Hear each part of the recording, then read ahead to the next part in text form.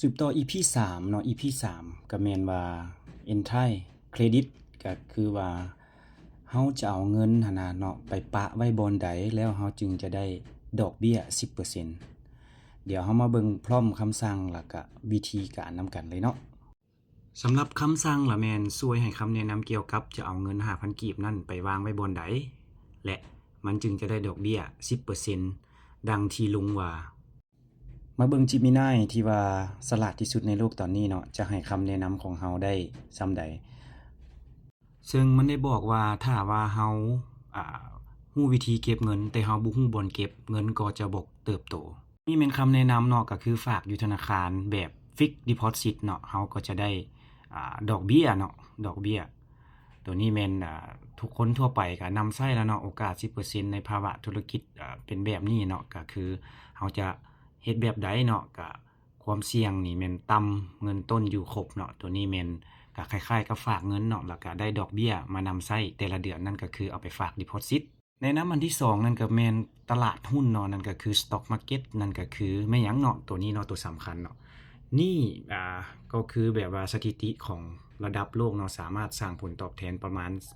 8-10% ต่อปีในระยะยาวเช่นตลาดหุ้นอเมริกา S&P 500ตัวนี้เป็นรายละเอียดเนาะมันแม่นหยังเนาะเกี่ยวกับหุ้นเนี่ยก็คือการที่ว่าเฮาไปเป็นเจ้าของเป็นส่วนหนึ่งของหุ้นเนาะแล้วก็ในลาวหั่นมีบ่เนาะนั่นก็คือ LSX เนาะนั่นก็คือหุ้นธนาคารการค้าบ่หรือว่าหุ้นไฟฟ้าลาวเนาะหรือว่าหุ้นธนาคาร JDB เนาะตัวนี้ความเสี่ยงก็อยู่ในระดับปานกลางเนาะในเรื่องการซื้อหุ้นเนาะตัวนี้เฮาก็เริ่มเข้ามาแล้วเนาะนี่สำหรับรูปนี้ก็บอกให้ชัดเจนเนาะนั่นก็คือ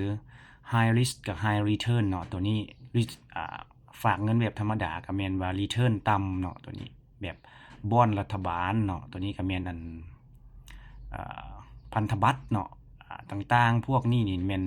เฮามาเบิ่งนำกันเลยนี่เนาะเฮามาเบิ่งนำกันเลยว่าจะเป็นจังได๋เกี่ยวกับเรื่องการเล็งใส่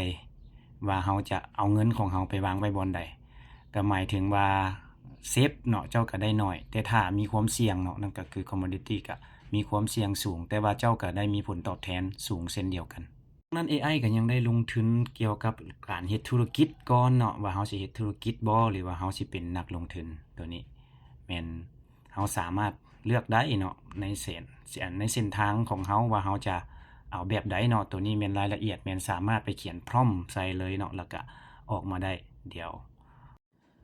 สำหรับคลิปนี้เนาะเฮาจะได้รู้ว่าเฮาสิเอาเงินเฮาไปไว้บ่อนใดมันจึงจะเติบโตแล้วเฮ็ดจังได๋เงินของเฮานี่จะเฮ็ดจากหลักร้อยกลายเป็นหลักพันหลักพันกลายเป็นหลักหมื่นหลักหมื่นกลายเป็นหลักล้านได้เดี๋ยวต่อไปคำถามเบิ่งคำถามซ้ำท้ายเนาะว่าแม่นเฮาจะเฮ็ดแนวใดต่อสำหรับคำถามของเฮาก็แม่นคือเฮาสนใจในการลงทุน S&P 500เนาะนั่นก็คือเฮาอยากจะได้ดอกเบี้ยทบต้นอยู่ใน 10% ต่อปีเนาะเดี๋ยวเฮามาเบิ่งแล้วก็ตั้งคำถามนำกันเลยเดี๋ยว EP ต่อไปมาเบิ่งนำกันเลย